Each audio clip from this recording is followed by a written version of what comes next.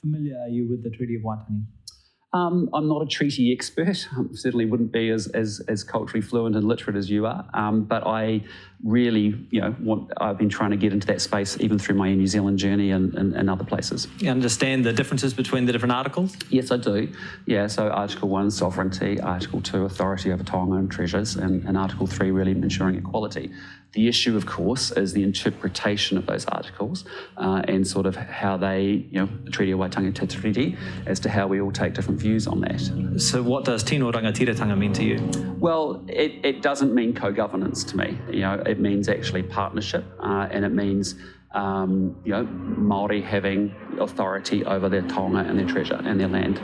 And so I think, we are waiting for the Waitangi Tribunal around Part 1, Part 2 and Ngāpuhi as to whether they ceded sovereignty or not, as to how we ultimately are interpreting the treaty. And within New Zealand, and again, I'm not a treaty scholar by any stretch, I respect people who are, that's the tension that sits there. So you don't believe in co-governance?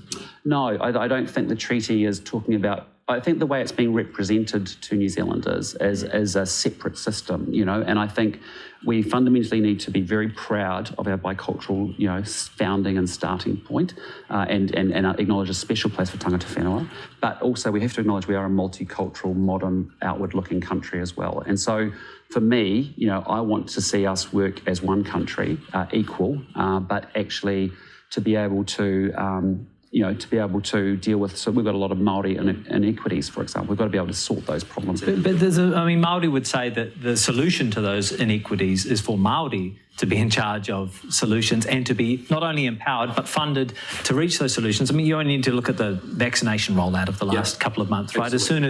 As soon as it was devolved to those. Exactly. So why are you not more open-minded to that style of governance? I'm incredibly open-minded to that. I think when you look at Māori for Māori solutions, that's great. What we've been talking about, and I think in recent times, has been the notion of co-governance means 50-50, separatism. And I don't want the country to be divisive. I want the country to be more united. And so if you, in the spirit of what we were talking about before around social investment, you would discriminate on the basis of need. Of course, on the basis of need, you see high levels of Māori Pacifica and there is an overlap in those things, but I would always come through the lens of need rather than ethnicity. Do you think the Māori Health Authority is racist? I think it's a separatist and a separate system. Is it racist? No, I'm not going to go there. I think what it is a separate system that actually will end up competing with the healthcare system, and I don't think that's a good thing. What will you do about diversity in your caucus? Well, I think the reality for us is that if you go through the history of the National Party, there's sort of two things you've got to get right when we're doing things well. We represent a moderate liberal and a moderate conservative tradition, and the key word there is moderate. But also we are a national party, and we have connections with all communities. I'd say to you that we had quite good representation and diversity in our candidate list going into the election, but we got wiped out, and we aren't as diverse as we need to be. And we want to be building back relationships to all communities, because I think, Māori are very interested in what the National Party believes, in our values. I think same with the Pacifica communities. And so as we go into 2023, it's going to be really important that we've built good relationships, good engagement, and ultimately we can represent those communities in our caucus going forward.